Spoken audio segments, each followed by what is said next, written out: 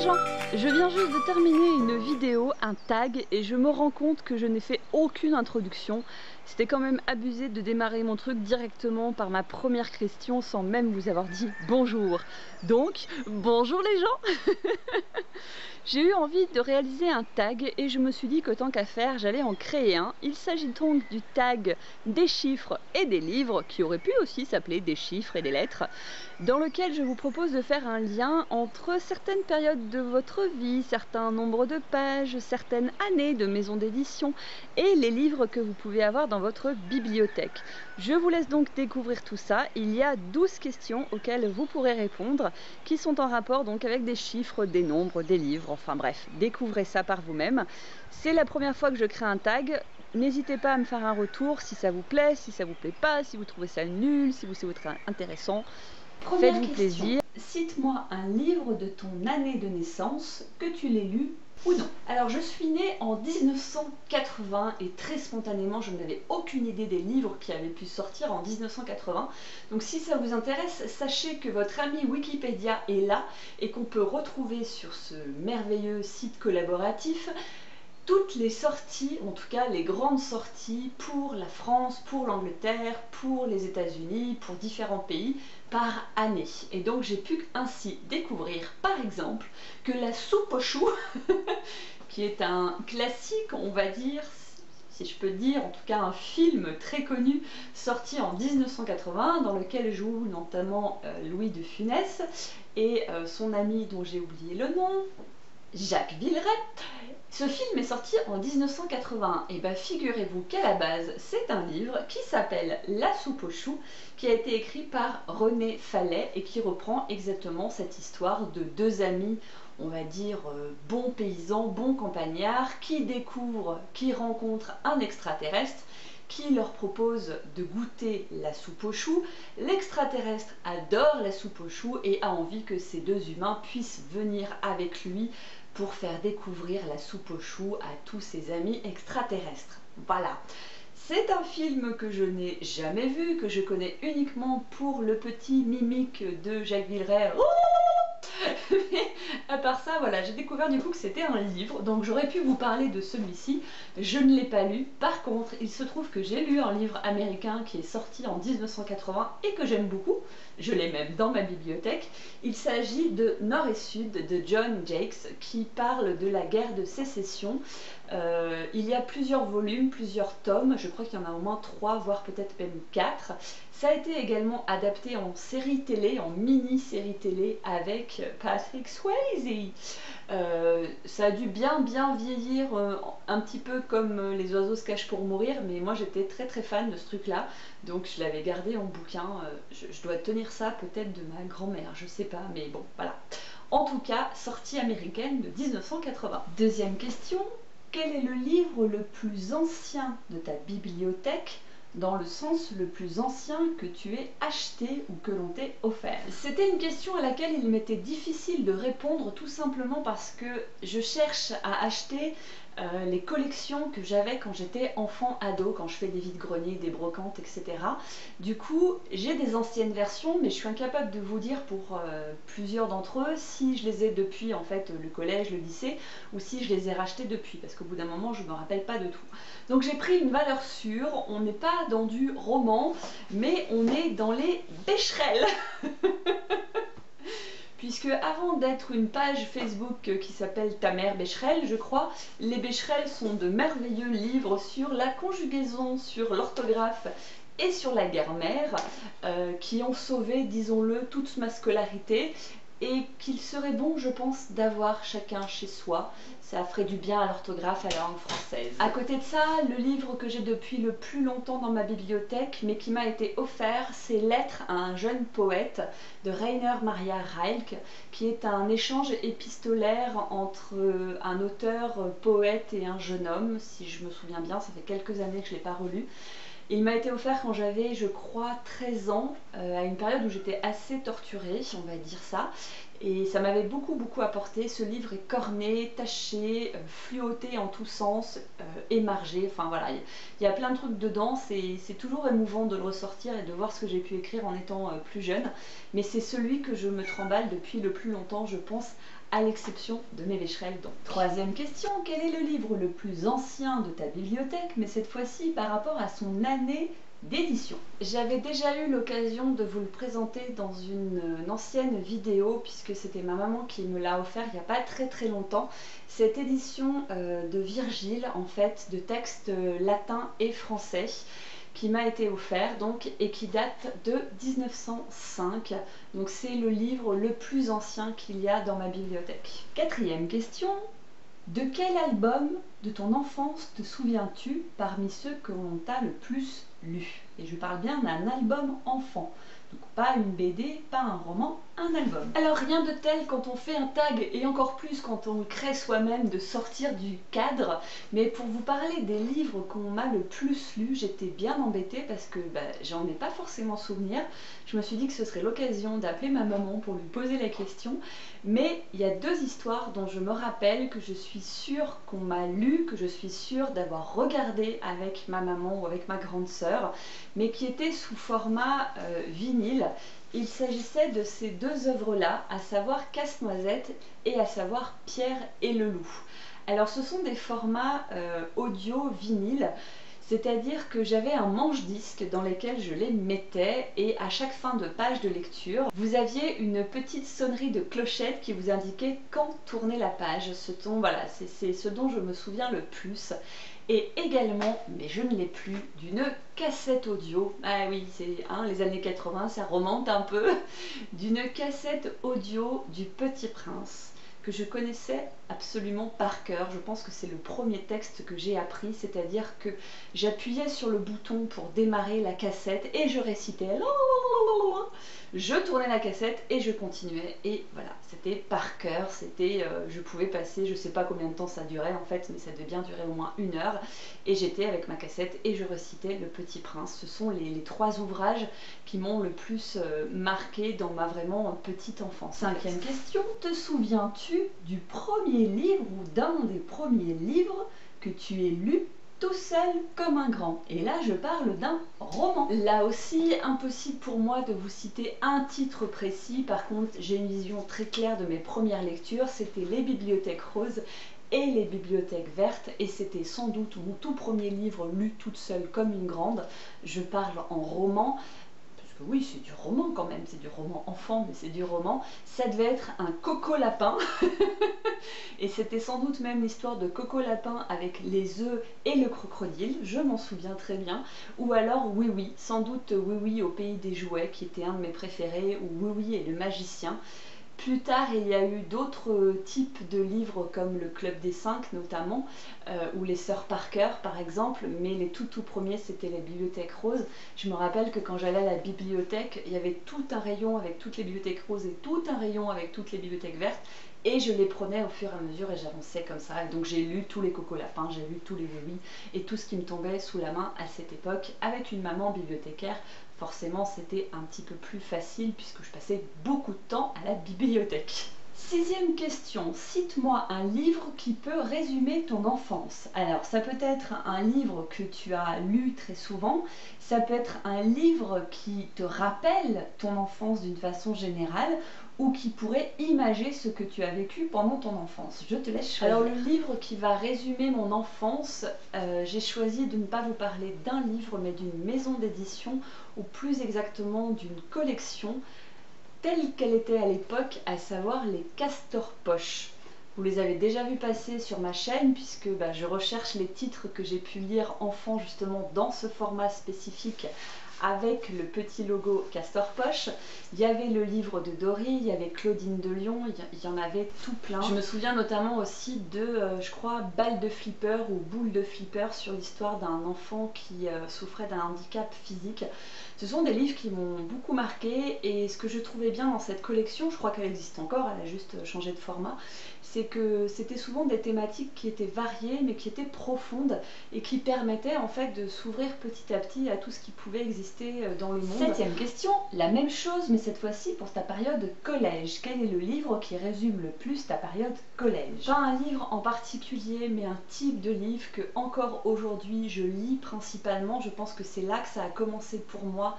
cet amour, cet intérêt pour cette catégorie littéraire, on va dire, ce sont les non-fictions, ou plus précisément les témoignages en fait. L'exemple pour moi le plus pertinent, c'est moi, Christiane F., 13 ans, droguée, prostituée, mais il y avait aussi les cornichons au chocolat, même si j'ai appris plus tard que c'était fictif. Il y avait l'herbe bleue, même si j'ai appris plus tard que c'était fictif. Il y avait quand j'avais 5 ans, je m'ai tuée. Voilà, plein de livres en lien avec l'inceste, en lien avec les viols, en lien avec la drogue, avec le suicide, avec des thèmes qui étaient très violents. Et j'avais une espèce de fascination morbide pour ce type d'ouvrage. Et j'en ai lu beaucoup, entre, on va dire, mes 12-13 ans et mes 15 ans. C'était quelque chose qui me fascinait, ouais, je dois bien le dire comme ça, voilà, on a tous nos travers, mais c'était quelque chose qui était important pour moi parce que j'étais pas très bien dans ma peau à cette époque-là. Peu de temps après, j'ai moi-même voilà, eu quelques travers et ça m'aidait vraiment à ne pas me sentir seule, à ne pas me dire que personne n'avait jamais vécu ça, et mine de rien, ça m'a permis de prendre du recul et de mettre ma vie en perspective. 8e question, on continue dans la progression de notre vie jusqu'à l'âge adulte, et donc cette fois-ci, quel est le livre qui résume le plus ta vie adolescente, mais plutôt la période lycée, donc young adulte comme on pourrait dire maintenant. Pour la période lycée, nous allons passer à quelque chose d'un petit peu plus léger, n'est-ce pas, que je vais symboliser avec une pièce, là en l'occurrence de Molière, L'école des femmes, le théâtre. Le théâtre d'une façon générale, les pièces classiques que j'ai pu découvrir grâce aux études que j'ai faites, puisque j'ai fait un bac L, donc études littéraires, donc Molière, Shakespeare, Racine, Voltaire, qui vous voulez. Je trouvais ça génial. À l'époque, j'allais souvent au théâtre avec ma maman et mon beau-père. J'adorais ça, je trouvais ça fabuleux, cette mise en scène, ces textes, c'était court, c'était vif. C'était très drôle la plupart du temps, beaucoup de burlesque ou alors beaucoup de tragédie, si on prend un peu plus Shakespeare qui quand même, il n'a pas fait que ça, mais il est connu quand même principalement pour ses pièces tragiques. Et j'ai vraiment eu beaucoup d'amour pour les études de texte en fait qu'on faisait en classe. J'adorais ça. Pareil pour l'étude des textes de philo, d'ailleurs j'aurais pu aussi choisir la philosophie. Ça m'éclatait de me prendre le chou à comprendre pourquoi l'utilisation de tel ou tel mot, et là pourquoi ça résonne, et là pourquoi ça résonne pas, et là il a mis une virgule, et là il a mis un point, et pourquoi pas un point virgule.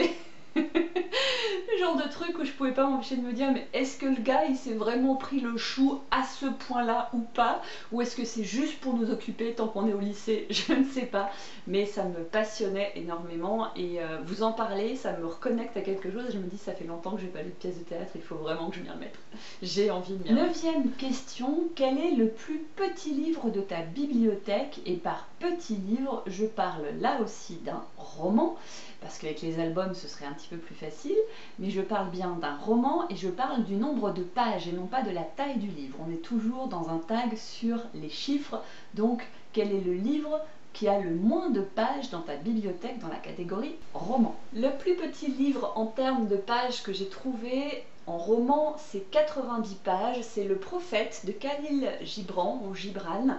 Je ne peux pas vous en dire plus, je l'ai reçu il y a très peu de temps suite à un jeu sur Facebook où ce sont des chaînes où vous envoyez des livres. J'ai reçu celui-ci, je sais que c'est un classique, mais je suis incapable de vous dire de quoi il parle, je ne l'ai jamais lu.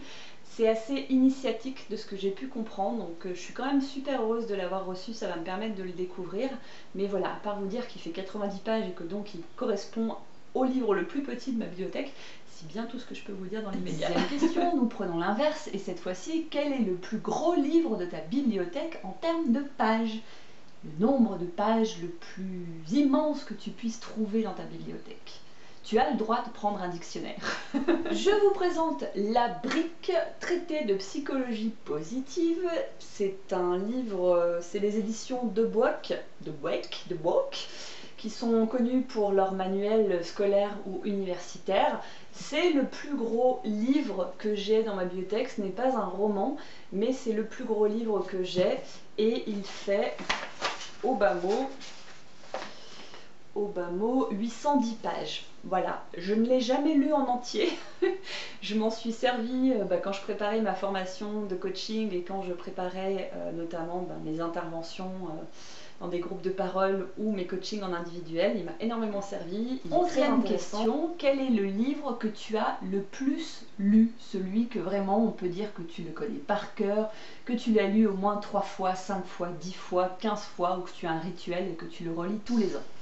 Il y a 2 livres que j'ai beaucoup lus et relus, un que je ne peux pas vous montrer parce que je ne l'ai plus, qui avait été écrit par le professeur Gould, qui s'appelait Apprenez à gérer vos émotions, perdez du poids, ou quelque chose comme ça, qui m'a beaucoup apporté parce que c'est grâce à lui que j'ai pu arrêter, notamment entre autres outils, mes crises d'hyperphagie, puisque voilà, je souffrais de ce trouble du comportement alimentaire, pour ceux qui débarqueraient sur la chaîne ou qui ne le savaient pas. J'en ai souffert pendant de très très nombreuses années, et ce livre a été un premier livre déclic pour moi, puisque à l'intérieur il s'intéressait énormément à la partie psychologique. Et c'était un point de départ qui était nouveau pour moi, parce que j'étais toujours en mode faire un régime, faire du sport, et perdre 3 kilos avant l'été, et bikini power, et le genre de truc qui maintenant me passe au-dessus de la tête ou me sort par le nez quand je vois que beaucoup de personnes souffrent à cause de ce type de pression. C'est pas le sujet de la vidéo, mais voilà, c'était mon premier livre. Je peux vous montrer ce livre-là que vous avez déjà vu, peut-être si vous me suivez depuis le début de la chaîne, qui est donc Opération Bonheur de Gretchen Rubin, que je n'ai pas lu pour la première fois cette année.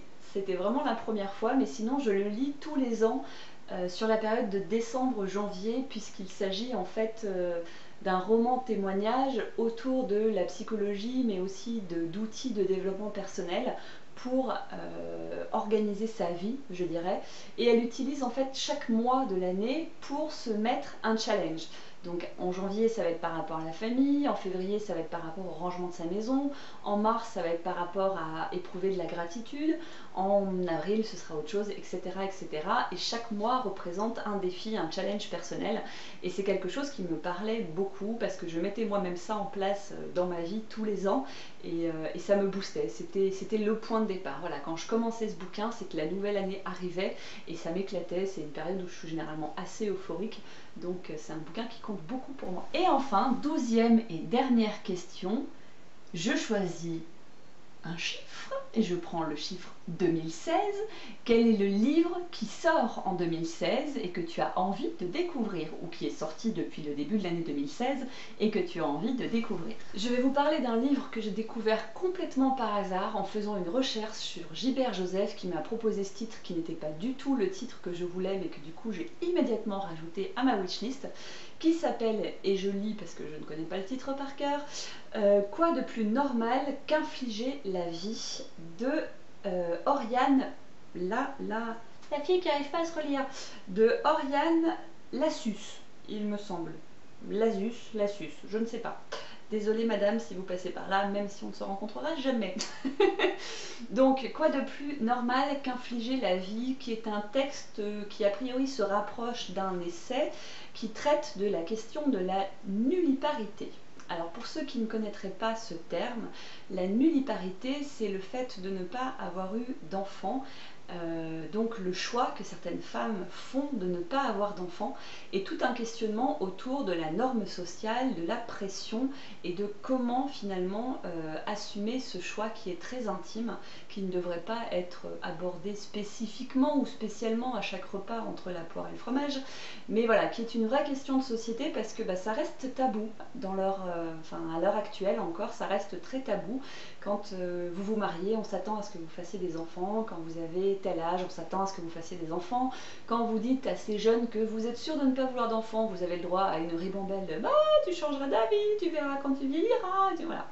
Et je suis moi dans ce cas de figure puisque j'ai fait le choix de ne pas avoir d'enfants, et même si maintenant j'ai 36 ans, donc on me casse moins les bonbons avec ça, pour ne pas dire les couilles ou les ovaires, ça a été un peu pénible, et je connais pas mal de femmes qui passent aussi par cette phase-là qui est assez chiante.